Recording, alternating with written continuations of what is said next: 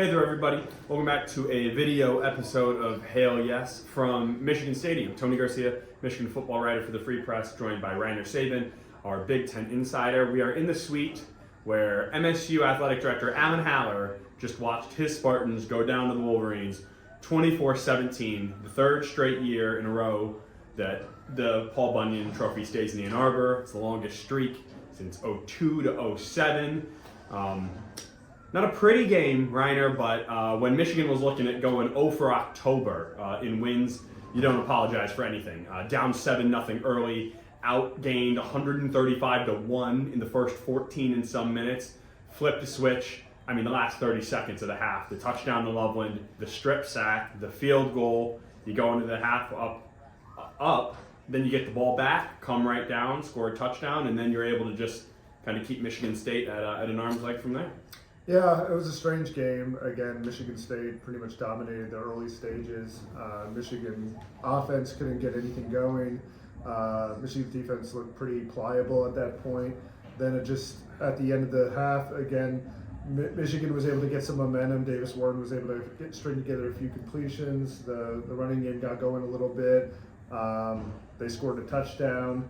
And then Michigan State made a critical error. You wonder if Nate Carter doesn't get that gain early on, whether they just kind of sit on the ball and let the half go out. But then they try to go for some points at the end of the half, and lo and behold, Aiden Childs fumbles the ball. It's his 13th turnover of the season. It sets up Michigan in very favorable territory. 2 plays later, Dominic Savada hits a 37-yard field goal, and all of a sudden, Michigan's got a 9-7 lead, and they had the ball in the second half. And Davis Warren talked about it after the after the game, that the middle 8 minutes are the most important period of the game, and that was the period that Michigan dominated because they score on the opening possession of the second half and lead 16-7 and have all the momentum at that point. It was 16-0 inside of there, right? And 17-8 outside of it. So Michigan State wins 50 minutes. Michigan wins that, and Michigan won in a lot of key ways, right?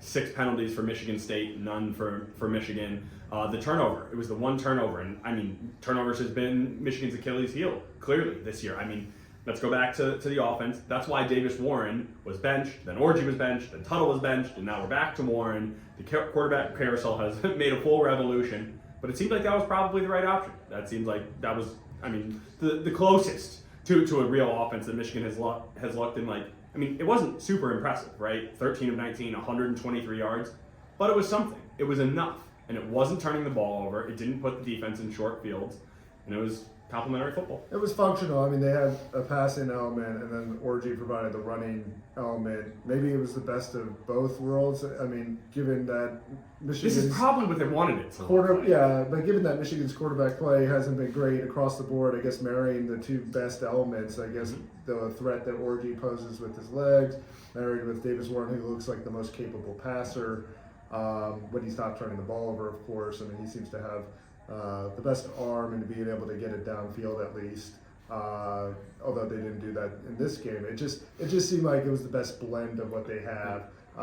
You had basically the 2 starters for the first 6 games combined to give Michigan's offense some punch, and that's all they needed in this game, because again, Michigan State has this tendency to shoot itself in the foot. They're one of the worst red zone teams in the country. I mean, if they score on that opening possession, I think it's a much different game. Yeah. I mean, if they get up 14-0, I think it's a much different game.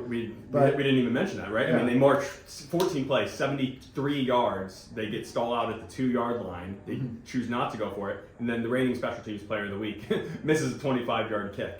And you're right. I mean, a lot of things really tipped there, and then also for Michigan, I mean, Colston Loveland. I mean, when he's healthy, right? I mean, they don't win this game without Loveland. Frankly, 6 catches, 67 yards, and then one of them, we'd be remiss if we didn't mention it, came from Donovan Edwards.